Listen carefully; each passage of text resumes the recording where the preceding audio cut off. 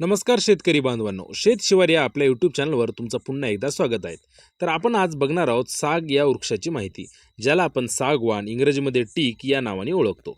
जंगलाची शान, लाकडाचा राजा आणि शेतकऱ्यासाठी दीर्घकालीन संपत्ती मानला जाणारा हा वृक्ष नेमका कुठून आला, किती जुना आहे आणि यामध्ये किती प्रजाती आहेत, कोणत्या देशात सर्वाधिक उत्पादन होतं, कोणत्या देशात कमी उत्पादन होतं आणि याचे उपयोग व फायदे काय काय आहेत, हे सगळं आपण या व्हिडिओत आज सविस्तर बघणार आहोत.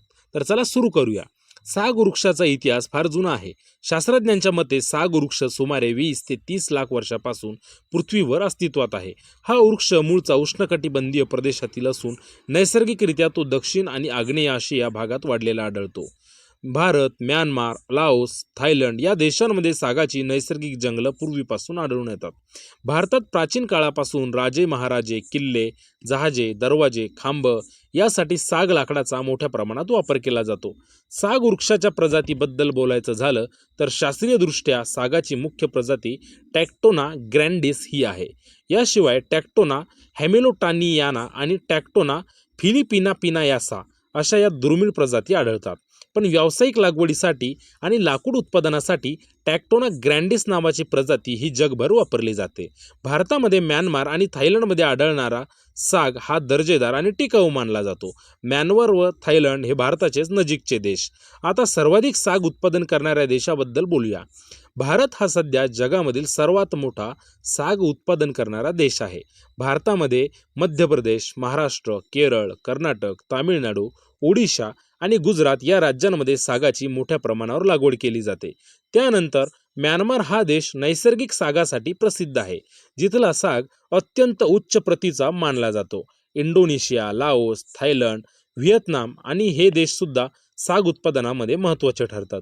आफ्रिकेतील नायजेरिया, टांझानिया, घाना आणि लॅटिन अमेरिकेतील ब्राझील, पनामा या देशामध्ये सुद्धा अलीकडच्या काळात सागाची लागवड वाढलेली दिसून येते. सर्वात कमी साग उत्पादन करणाऱ्या देशांमध्ये युरोपातील थंड प्रदेशातील देश आढळतात. तसेच वाळवंटी देश येतात, कारण साग वृक्षाला उष्ण हवामान, मध्यम पाऊस आणि खोल निचऱ्याची जमीन लागते. त्यामुळे युरोप, मध्य आशिया आणि अतिथंड किंवा अतिकोरड्या देशात सागाचं उत्पादन अत्यंत कमी किंवा जवळजवळ होतच नाही. साग वृक्षाचे फायदे पाहिले तर हा वृक्ष खऱ्या अर्थाने दीर्घकालीन गुंतवणुकीसारखा आहे. साग लाकूड पाण्यात कुजत नाही, त्यावर वाळवी, कीड किंवा बुरशी यांचा फारसा परिणाम दिसत नाही. म्हणूनच घर बांधण्यासाठी दरवाजे, खिडक्या, फर्निचर, नौका, जहाजं, रेल्वे स्लीपर, मंदिराचे खांब यासाठी साग लाकूड हे सर्वोत्तम मानलं जातं. एकदा नीट वाढलेला साग वृक्ष 20 ते 25 वर्षानंतर कापणीला आला की शेतकऱ्याला लाखोचे उत्पन्न देऊ शकतो.